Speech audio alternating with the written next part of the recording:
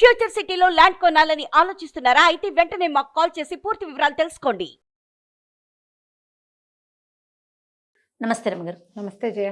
రమగారు, రాక్షసుల్లో కూడా మహాశివుని భక్తులు అసలు కోకొల్లలు కదండి, పరమ భక్తులు ఉన్నారు. అలాంటి వారిది ఏదైనా ఒక కథ చెప్తారండి? ప్రఖ్యాతమైన భక్తులు రావణాసురుడు, అంతే కదా, గజాసురుడు, తర్వాత భస్మాసురుడు, ఎంతమందో. బాణాసురుడి కథ చెప్పుకోవచ్చు. బాణాసురుడు, బాణుడు. ఈ బాణుడు ఎవరంటే బలిచక్రవర్తి కుమారుడు. బలి ఎవరు? ప్రహ్లాదుని మనవడు. ప్రహ్లాదుడు ఎవరు? హిరణ్యకశిపుడి కుమారుడు. రాక్షసుడైన హిరణ్యకశిపుడికి అది కూడా పుట్టుకతోటే విష్ణుద్వేషంతో పుట్టాడు వాళ్ళు. హిరణ్యాక్ష హిరణ్యకశిపులు ఇద్దరు విష్ణు ద్వారపాలకులైనటువంటి వైకుంఠ ద్వారపాలకులైన జయ విజయుల యొక్క అవతారాలు. వాళ్ళ యొక్క శాపం వల్ల జన్మించిన వాళ్ళు. వాళ్ళిద్దరూ ఇక్కడ జన్మించారు. సనక సనందనాథులతో శాపం పొంది 3 జన్మలు విష్ణుద్వేషులుగా జన్మించి మళ్ళీ వైకుంఠం చేరుకోవటం. స్వామి సేవకి ఎక్కువ కాలం దూరంగా ఉండలేము, 3 జన్మలతో ముగించుకుంటామంటే ఈ అవకాశాన్ని తీసుకున్నారు. మొట్టమొదట హిరణ్యాక్ష హిరణ్యకశిపులుగా పుట్టారు. హిరణ్యాక్షుడు భూమిని చేస్తే, అంటే భూమిని పాతాళంలోకి సముద్రంలోకి తొక్కేస్తే, భూమిని రక్షించడానికి ఆదివరాహ స్వరూపంలో విష్ణువు స్వయంగా వచ్చి హిరణ్యాక్షుడిని సంహరించారు. ఇంకా హరిద్వేషాన్ని పెంచుకున్న హిరణ్యకశిపుడు విపరీత వరాలతోటి విష్ణుద్వేషంతో ఉన్నాడు. ఆయన కుమారుడు ప్రహ్లాదుడు. భగవంతుడు ఈ జయ విజయంలో ఒకడైనటువంటి హిరణ్యకశిపుని యొక్క కడుపున పరమభాగవతోత్తముడైన ప్రహ్లాదుడిని పుట్టించాడు. అతని కోరిక మేరకి ఈ హిరణ్యకశిపుడు ఎలాంటి వరాలు, అమోఘ వరాలు అడిగాడు కదా. ఇంట్లో కాదు, బయట కాదు, మనిషి కాదు, జంతువు కాదు అని అతను అడిగిన విపరీత వరాలకి సరైన స్వరూపంలో నరసింహావతారంలో సగం మానవ శరీరం, సగం సింహపు శరీరంతో సంహరించాడు. అతని కుమారుడు ప్రహ్లాదుడు. ప్రహ్లాదుని కుమారుడు విరోచనుడు. అతని కుమారుడు బలి. బలి వైష్ణవ ద్వేషి కాదు, విష్ణుద్వేషి కాదు. కానీ దేవతల పట్ల ద్వేషం అసురులకి సహజంగా ఉండేది. రాక్షసులకి జాతి వైరం ఉంది వాళ్ళకి. దాయాది వైరంతో వైరం అనడానికి కూడా వీల్లేదు. ఆయన దారిని ఆయన దానాలు చేసుకున్నాడు, ధర్మాలు చేసుకున్నాడు, యజ్ఞాలు చేశాడు. యజ్ఞాలు పెరిగిన కొందికి ఆయనకి దేవేంద్ర పదవి వస్తుంది. యుద్ధాలు చేశాడు కొంత. బలి ప్రత్యేకమైన తత్వం కలిగిన వాడు. సరే, బలిని అణచడానికి, అతన్ని ఆపడానికి, అతను చేసే యజ్ఞాలకి అడ్డం పడ్డానికి భగవంతుడు మళ్ళీ వామనావతారం ఎత్తి బలిని కూడా ఏం చేశాడు? సంహరించల, నేలకి తొక్కాడు. ఒక్క అడుగుతో కిందకి పంపించాడు. అప్పుడు బలికి మాట ఇచ్చాడు, నీ కుటుంబంలో ఎవరిని సంహరించనని. బలికి ప్రహ్లాదుడికి కూడా తన మనవణ్ణి రక్షించమని ప్రహ్లాదుడు వేడుకున్నాడు స్వామిని. అప్పుడు భగవంతుడిని ప్రహ్లాదుడు వేడుకున్నాడు. ప్రహ్లాదుడు అంటే పరమప్రీతి ఆయనకి. అందుకని బలిని సంహరించల. వాళ్ళకి ఇచ్చిన మాటతో ఆ కుటుంబంలో ఎవరిని సంహరించే పని ఆయన చేయలే. ఇప్పుడు తర్వాత ఎప్పుడు జరగల. ఈ బలి చక్రవర్తి యొక్క కుమారుడు బాణాసురుడు. ఇతనికి వైష్ణవ ద్వేషం ఉంది. తన తండ్రిని పాతాళానికి తొక్కేశాడన్న కోపంతో వైష్ణవ ద్వేషిగా ఉండి పెద్ద ప్రయత్నం ఏం చేయలే. కానీ శివభక్తుడుగా ఉన్నాడు. అతను ఎంత తపస్సు చేశాడో ఆయన. శివారాధనతోటి 1000 చేతులు సంపాదించుకున్నాడు బలి. అది బాణుడు. బాణాసురుడు 1000 చేతులతోటి ఉంటాడు. అంటే అంత పరమ భక్తుడండి శివుడికి. అంత భక్తుడు. 1000 కొద్ది హస్తాలు, అంటే అవన్నీ మోసుకుని తిరగదు. ఈ హస్తాలు ఖండిస్తే మళ్ళీ పుడతాయి. అట్లా 1000 సార్లు రాగలిగే బాహువులతోటి ఆయన చరితార్థుడయ్యాడనమాట. అయితే ఈ పరమేశ్వరుణ్ణి ప్రార్థనా క్రమంలో ఆయన్ని తను నివసిస్తున్నటువంటి పరమేశ్వరుడు భక్త సులభుడు. అడిగితే ఆత్మలింగం ఇచ్చేస్తాడు, అడిగితే వెళ్ళి పొట్టలో కూర్చుంటాడు. అలా చేశాడు. ఎన్నిసార్లు చేశాడు. ఈ బాణుడు ఏమడిగాడంటే, నా శోణపురానికి నువ్వు కాపలా ఉండమని అడిగాడు.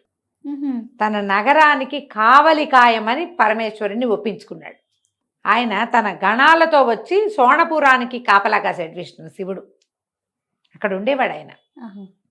ఆ శోణపురం, ఆ నగరం పేరు శోణితపురం అంటారు. శోణపురం అంటే ఏమిటో దాని ప్రత్యేకత? అంటే తనని ఎవరు ఏం చేయకూడదు. ఇంకా ఈయన కాపలా ఉంటే ఎవరు రాలేరు. పరమేశ్వరుడి కాపలా ఉంటే తన జోలికి ఎవరు వస్తారు? అట్లా పెట్టుకున్నాడు. పెట్టుకుని రోజు స్వామిని ప్రతిరోజు దర్శనం చేసుకునేవాడు. ఆ బాహువుల తీట ఏమన్నాడు, ప్రభు ఇన్ని చేతులు సంపాదించాను నీ భక్తితోటి, నీ కృపతోటి నీ చేతులు సంపాదించాను. ఈ చేతుల తీట తీరేలాగా యుద్ధం చేసేందుకు ఎవరైనా కావాలి నాకని అడిగాడు. పరమేశ్వరుడి కోపం వచ్చింది. కోపం వచ్చి నీ ధ్వజం రాలి నేల పడిన రోజున నీ చేతుల తీట తీర్చేవాడు కనపడతాడు నీకు. వరగర్వంతో కదా మీకు ఈ మాటలు. ఈ బాహువులతోటి భగవంతుడిని అర్చించేందుకు వాడాలి వాటిని. ఆయన తాండవం చేస్తుంటే 1000 చేతులతోటి మృదంగం వాయించేవాట. నీకు చరితార్థముడు అయిపోయావు, చాలలేదు నీకు. నాకేంటో చేతులు చాలా గొప్పవి, నా బాహుబలము, ఈ బలాన్ని ప్రదర్శించడానికి ఒక వ్యక్తి కావాలని అడుగుతావు. పొగరు కాకపోతే ఏదైనా ఉందా ఇంకొకటి? నీ తీట తీరే రోజు వస్తుంది, నీ ధ్వజం రాలి నేల మీద పడుతుంది. అప్పుడు నీ చేతుల సంగతి చూసేవాడు వస్తాడు. ధ్వజం అంటే రమ్మగారు? ధ్వజం అంటే ఇది పతాకం, జెండా. వాకిట్లో ఇప్పుడు రాజ్యాలకి వాటికి ధ్వజం పెడతారుగా, అది రాలి పడిపోతుంది దాని అంతటా అదే. అది ఎప్పుడు పడిందో అప్పుడు ఉంది నీ సంగతి. హాయిగా ఉండేవాడు. ఈయనకి ఉషా కుమారిని అద్భుత సౌందర్య రాసేన ఒక కుమార్తె ఉంది. ఈ ఉష చక్కటి అందగతే వచ్చి శివపార్వతుల్ని సేవించేది. అయితే ఒకనాటి రాత్రి ఆమెకి కల్లో ఎవరో కనిపించారు. ఎంత అందగాడో! ఆయన తను కలిసి విహరించినట్టు కలొచ్చి ఈ ఉష ఏం చేసింది, తన చెలికెత్తైన చిత్రలేఖకి చెప్పింది. ఎంత సౌందర్య రాశిగా ఉన్నాడంటే ఆయన, ఎంతో బాగున్నాడు, నేను అతనితోటి కలిసి ఉన్నాను, అతను కావాలి నాకు. ఎట్లా అంటే ఈ చిత్రలేఖ ఏం చేసింది, మొత్తం భూమండలంలో ఉన్న అందగాళ్ళందరి చిత్రపటాలు గీసి, కృష్ణుడి పటం చూడగానే ఇలాగే ఉన్నాడు కానీ ఈయన కాదండి. రాయిగా రాయిగా కృష్ణుడి మనవడైన అనిరుద్ధుని పటాన్ని చూసి ఇతనే నా కల్లో కనిపించిందని చెప్పింది. చిత్రలేఖ అంది, ఇతనే అయితే మనకు బాధే ఉంది, వెళ్ళి చల్లగా తీసుకొచ్చేస్తా. రాక్షసమాయతోటి చిత్రలేఖ వెళ్ళి అనిరుద్ధుడిని తీసుకొచ్చి ఉషాదేవి మందిరంలో ప్రవేశపెట్టేసింది. రాత్రికి రాత్రి అనిరుద్ధుడు మాయమైపోయాడు. అనిరుద్ధుడు ఎవరు? అనిరుద్ధుడు ప్రద్యుమ్నుని కుమారుడు. ప్రద్యుమ్నుడు రుక్మిణీదేవి యొక్క కుమారుడు, శ్రీకృష్ణ పరమాత్మ యొక్క కుమారుడు. ప్రద్యుమ్నుని కొడుకు అనిరుద్ధుడు, కృష్ణుడికి మనవడు. కుర్రాడు కనపడలేదు, అక్కడ ఉన్నాడు ఇక్కడ ఉన్నాడు అంటే రాత్రి లోపల పడుకున్నాడు, తెల్లవారేసరికి కనిపించలేదు. రాత్రికి రాత్రి మాయమయ్యాడంటే రాక్షస మాయ అయి ఉండొచ్చు అని వాళ్ళు అనుమానపడ్డారు. కుర్రాడి కోసం వెతుక్కుంటున్నారు, ఎక్కడికి వెళ్ళి ఉండొచ్చు, ఎలా వెళ్ళాడు, రథం మీద వెళ్ళాడంటే బయటకు వచ్చిన దాఖలాలు లేవు. లోపల ఉన్నవాడు అంతఃపురంలో ఉన్నవాడు అంతఃపురంలో నుంచి మాయమైపోయాడు. ఈ ఉషాకన్య దగ్గరికి చేరిన అనిరుద్ధుడు ఆమెను వలిచాడు. ఆమెతో హాయిగా సంతోషంగా హ్యాపీగా ఉన్నాడు. రోజులు గడిచినాయి. మరి ఒక ఆడపిల్ల మగపిల్లవాడు ఉంటే క్రమంగా దౌహృద లక్షణాలు వచ్చేస్తాయి అమ్మాయిలకి, సహజం కదా. ఈ లోపల ఎక్కడ ఉన్నాడు అనిరుద్ధుడు అనేది వీళ్ళంతా ప్రయత్నం చేసుకుని చివరికి ఇక్కడ ఉన్నాడని తెలుసుకున్నారు నారదుడి ద్వారా. తమ పిల్లవాడి కోసం వచ్చారు. ఈ లోపల ఏమైంది, బాణాసురుడికి తెలిసిపోయింది తన నగరంలో అంతఃపురంలో ఉషతో పాటు ఒక కుర్రాడు ఉన్నాడు. అతను ఎవడు? కృష్ణుని మనవడైన అనిరుద్ధుడు. అనిరుద్ధుడిని బందిఖానాలో పెట్టారు. వాళ్ళు వచ్చారు యుద్ధానికి. మా కుర్రాడిని మాకు అప్పచెప్పు. టట్ట వల్ల కాదన్నాడు వీడు. అనగానే యుద్ధం స్టార్ట్. ఇప్పుడు ఇక్కడ కాపలా ఉన్నది ఎవరు? శివగణం ఆయన ఉన్నారా? మరి ఇక్కడికి ఎవరైనా యుద్ధానికి వస్తే ఎవరు యుద్ధం చేస్తారు? ఆయనే కదా. కదా.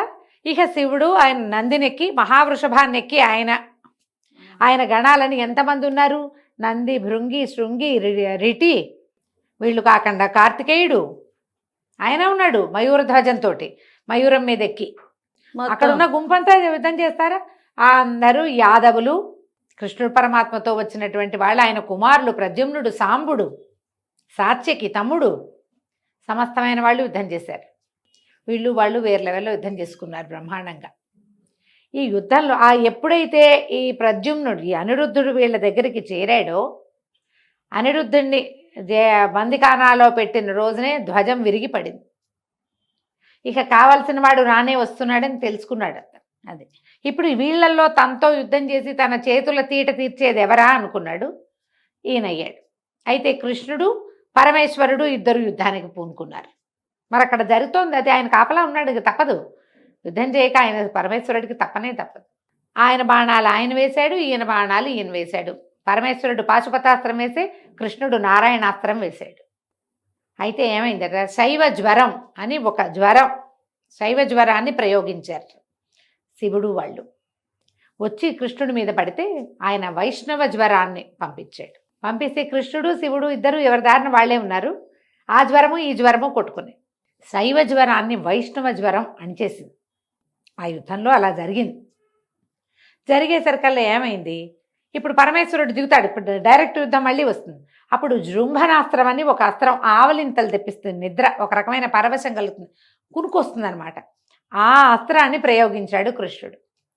పరమేశ్వరుడు తాత్కాలికంగా నిద్రలోకి వెళ్ళిపోయాడు. పరమేశ్వరుడు పడుకుంటే ఇంకేముంది, ఎవరి దారిని వాళ్ళు వెళ్ళిపోయారు, చిన్న వాళ్ళంతా వెళ్ళిపోయారు ఈ యాదవుల దాడికి తట్టుకోలేక. పైగా అసలు ఆయన కూర్చున్నాడు, ఆయన కొనుక్కునికి పెద్దగా నిద్రగా పడుకుని ఇదైపోలే, కళ్ళు మూతలు పడ్డాయి. అంతే బాణుడు దిగాడు కృష్ణుడికి మీదకి. దిగితే ఆయన ఎందుకు ఊరుకుంటాడు, చక్రాయుధంతో చేతులని తరిగి అవతల బారేశాడు. ఆ 2 చేతులు మిగిలినాయి. 998 చేతులు తరిగేశాడు. అప్పుడు పరమేశ్వరుడికి మెలకు వచ్చింది. తన రక్షణలో ఉన్న బాణుణ్ణి కాపాడడం తన కర్తవ్యంగా భావించి ఆయన కృష్ణుడిని ఆపాడు. కృష్ణ పరమాత్మని ఆపి, నీ భక్తుడైన ప్రహ్లాదుని మనవడు, బలిచక్రవర్తి యొక్క కుమారుడు, వీడు అవజ్ఞగా ప్రవర్తించిన మాట నిజమే. నీకు మీ మనవడిని నువ్వు తీసుకెళ్ళచ్చు, పౌత్రుడిని నువ్వు తీసుకెళ్ళచ్చు, పౌత్రుడికి కన్యారత్నాన్ని కూడా ఇతను ఇస్తాడు, వదిలిపెట్టేయమంటే సంహరించకుండా వదిలిపెట్టాడు. పైగా బలికి ప్రహ్లాదుడికి మాటిచ్చాడు, మీ వంశంలో వాళ్ళు ఎవరిని నేను చంపను, ఇతన్ని చంపే ఉద్దేశం లేదు నాకు, ఈ చేతులున్నాయన్న గర్వంతో కదా ఇంత ప్రయత్నం. ఆ తర్వాత ఏం చేశారు, యాదవులు అందరూ కూర్చుని ఉషాకన్యకి అనిరుద్ధుడికి వివాహం జరిపించి ఆ అమ్మాయిని తమతో పాటు తీసుకెళ్ళారు. బాణాసురుడు తగ్గిపోయాడు. 1000 చేతులు సంపాదించుకున్న మహాభక్తుడు చివరికి కొన్ని కథల్లో 4 అని కూడా చెప్తారు. మహాభారతంలోనూ కనపడుతుంది, భాగవతంలో కూడా కనిపిస్తుంది కథ, అక్కడ కూడా కనిపిస్తుంది. ఈ ఉషా అనిరుద్ధుల వివాహ గాథ చాలా విశేషంగా ఉంటుంది. ఉషా పరిణయం అనే పేరుతోటి నాటకంగా కూడా దీన్ని చాలా చోట్ల ప్రదర్శించబడుతుంది. అవునండి, ఉషా పరిణయం మహా బాగుంటుంది. ఈ ఉషా పరిణయంలో ఏంటి, పరమేశ్వరుడు వాకిట్లో ఉండటం, అది విశేషం. అదే కదా, ఇలా చేసినటువంటి రాక్షసుడు ఇంకొకడు లేడు, ఇంకొకళ్ళు ఎవరు లేరు, బాణాసురుడే. మన అన్నమాచార్య కీర్తనలో రాస్తారు అన్నమాచార్యులు వారు, చెండిన బాణుని చేతులతో నీ ప్రతాపము ప్రపంచమంతా నిండిపోయింది తండ్రి. బాణుడు 998 చేతులు తెగనరికి పారేశాడు ఆయన, ఎవరు చేయలేకపోయారు, అంతా ఆయన వల్లే అయింది. కృష్ణ పరమాత్మ విష్ణువు మీదే కదా పాటలు, అన్నమాచార్య కీర్తనలని బాగుంటుంది. నిండెను జగములు నీ ప్రతాపము చెండిన బాణుని చేతులతో. బాణాసురుడి చేతులు అట్లా తెగ్గొట్టాడనమాట, అంత శౌర్యము పరాక్రమము చూపించాడు ఆ సమయంలో ఆయన. ఈ బాణాసురుడి కథ కూడా మనకి విచిత్రంగా కనపడుతుంది. నీ చూడు, భగవంతుడు నీకు ఒక అవకాశం ఇస్తే లాగేసుకోవాలని చూస్తారు. ఆయన నీకు 1000 చేతులు ఇచ్చాడు, 1000 చేతులతో నువ్వు మృదంగం వాయించి ఆయన నాట్యం చేస్తుంటే నువ్వు పరవశించిపోయి 1000 చేతులతోటి నమస్కారం చేసుకునే అవకాశం ఉంటే వీటికి బాహువుల తీట తీరాలి, యుద్ధం చేసేందుకు లేకపోతే నువ్వేరా, మోక్షం వైపు ఆలోచించారు చూడండి, ఆలోచించారు. అవకాశం దొరికితే మనం వేలు చూపిస్తే మండ మింగేద్దాం అనుకుంటారు. కరెక్ట్ చెప్పారు, అంతే కదా, అదే కదా జరిగింది. అంతే తప్ప ఇక ఎప్పటికీ నీ సాయుధ్యం కావాలి, సాయుధ్య ముక్తివు, నేను నీతోటే ఉండాలని కోరుకోవట్ల. అదే కదా రాక్షస గణం, అదే రాక్షస గుణమే, అలాంటి గుణమే అంతే. కార్తీక మాసంలో ఈ కథ కూడా చెప్పుకున్నాం మనం. తప్పకుండా రమ్మగారు. నమస్తే. నమస్తే జయ.